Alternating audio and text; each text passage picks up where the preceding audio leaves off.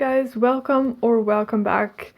Today I want to share with you the 4 last books that I read or tried to read. There was one DNF and we'll get into that soon. I wanted to get in front of the camera and give you my thoughts on the books that I've read very recently. As you might have heard already, I am trying to read as many books in French as I can this month, and there are some really good ones in there, so hopefully you will also get inspired to pick some of these up. But without further ado, let's get to the first one I finished this month, and that was one I wanted to get to for such a long time, and I'm so glad I did, and that is Nana by Émile Zola. I've talked about Émile Zola's book L'Assommoir previously, which is probably one of my favorite books. And he wrote this intergenerational series of books following these 2 different families, the Rougon and the Macquart. With Nana, we're very much on the Macquart side of the family, so the family that comes from lower class background. Nana is the daughter of the main protagonist of L'Assommoir, Gervaise. So we're following her at the beginning of the book a few years after the end of L'Assommoir. But you don't necessarily need to know what's been happening in L'Assommoir. But it was interesting because I had in the back of my head the parts in L'Assommoir where we see the young Nana growing up in poor circumstances and how her father's alcoholism impacted her life. But when we meet her here, she's about 18 and she is been kept by a rich man. So she is part of what is called at that time the demi-monde, the half-world, which is this world of wealthy men who keep women and keep them usually in a very big house at their own expenses and so on. First of all, the book is very descriptive again. I mean, Zola is from the realism school of literature, so he is very much on that. There's a lot of descriptions of the place Nana lives in, the circle she's moving in, and I learned so much about that part of French history in the 19th century. What I also appreciated a lot in this book is the discussion on class and women's agency around that time. Nana is not always a very likable character. She is very cutthroat and she knows what she wants, and she takes some people down for that, as long as it enables her to survive in this world. But that also tells us a lot about what possibilities women had at that time from a working class background. And she was created by Zola in that way. She is an archetype of people who did exist in these times. She is using the men that want her because that is the only way for her to even survive. So I really enjoyed this discussion, as well as the clash that sometimes happened within this demi-monde between women who often came from a working class background and these very wealthy men from like high society, and how their view of the world and what they need for living and to be happy in life are so different. And still they somehow cohabit and need each other in a way. This is a wonderful book, and if you want to learn more about the history of Paris set around the time of the Universal Exposition in Paris, so in the middle of the 19th century, as well as this world in which Nana lived and in the circle she moved in, really give it a shot. It's so interesting from a historical standpoint, and it's also a really interesting critique of society at that time and the problems that there were, even where there was a lot of wealth. I personally didn't connect to this one as profoundly as L'Assommoir, which is probably why this isn't a 5-star book, but it's a really good book, and I highly recommend it. The next book I read after that was written originally as a screenplay for a movie, but you can find it in novel form. It's a very short novel, and that is Les Jeux, sont faits by Jean-Paul Sartre, who is an existentialist author that I'm very fond of. I've mentioned before on this channel his play Huis, Clos, No Exit in English, which is amazing. He was a philosopher as well, and a lot of his thinking was around what agency we have as human beings, what are our possibilities, how do we deal with having to make choices in life. And he wrote in the backdrop of the Second World War, and that you can really feel that in his work, and you can feel it in this book as well. It's not directly talking, for example, about the Nazi occupation in Paris, but that's essentially what is in the backdrop. It's just never named. And in this novel or screenplay, we're following two characters, Ève and Pierre, and they don't know each other in life, but they meet each other in death. So both of them have stuff happening to them and they end up dying very early in the book. They get transported to this parallel world, I guess, which is kind of a limbo, and they can cohabit with living people, but the living don't see them.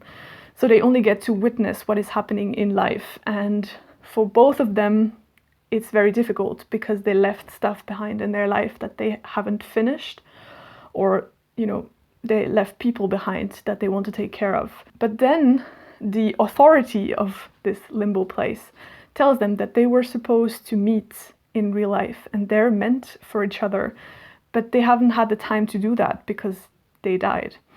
And so they get essentially a do-over. They're allowed to go back to the land of the living, and they have 48 hours to find each other and leave their old lives behind and get together, basically, and see if they can find each other and have a life together.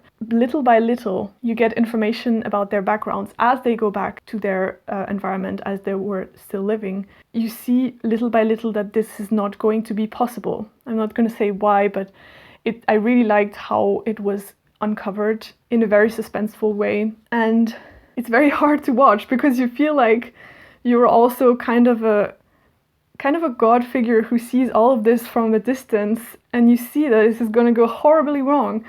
And both these characters are faced with decisions of how do they deal with this do-over? Do they use it to find each other and be happy? Or will they go back to the stuff that they've been doing just before they died and trying to resolve that, but then they won't find each other again? It's deep on so many levels. I think you can unpick this book so much.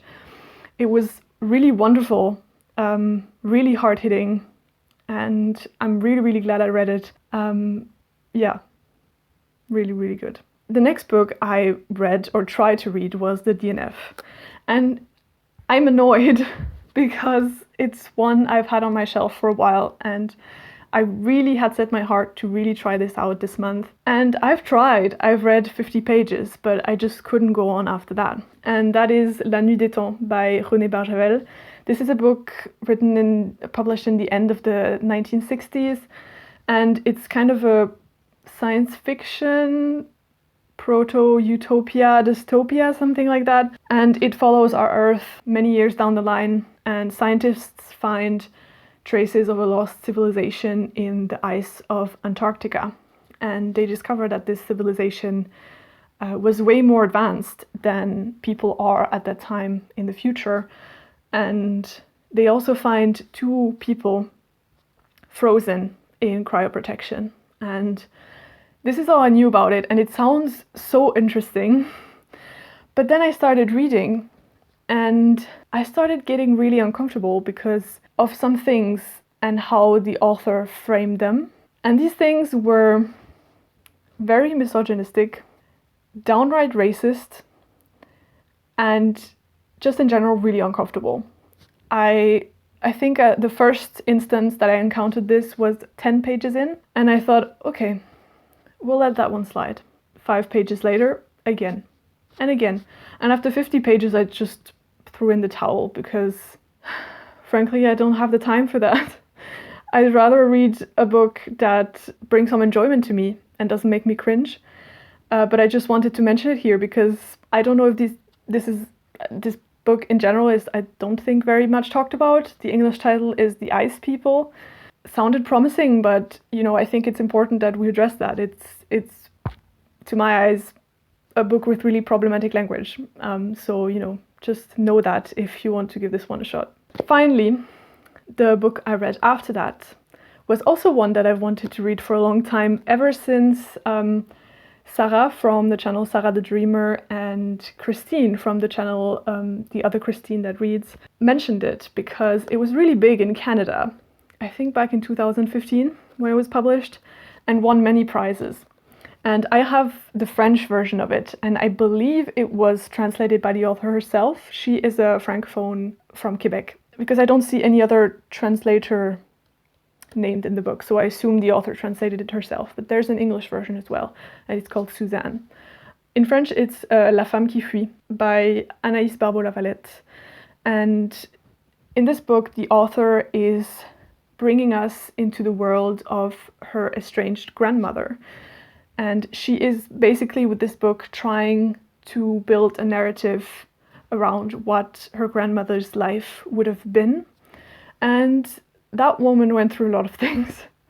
She was born just before the Great Depression and was a very elusive person, it seems. She founded a family with a fellow artist. She was part of this movement in Quebec called Les Automatistes, who were very much in the surrealism vein, and they experimented a lot with like automatism of art.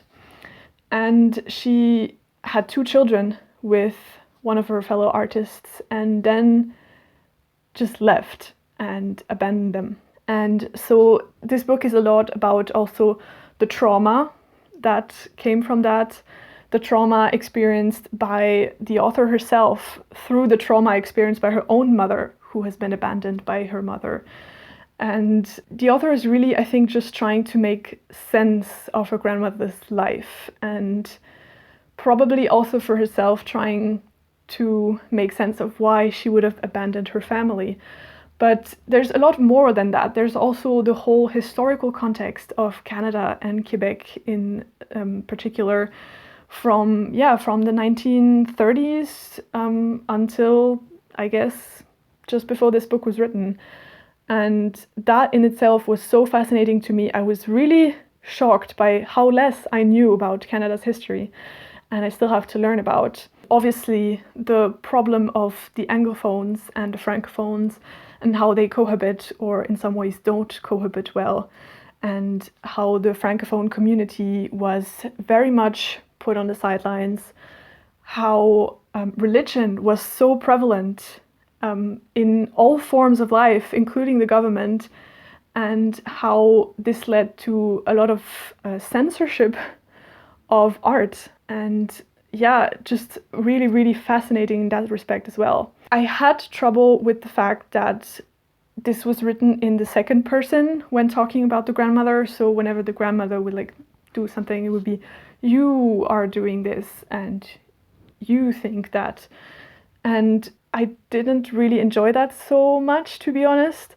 It built this certain distance, which I guess is something that the author is feeling about her grandmother herself. And maybe this is something she wants to convey to us.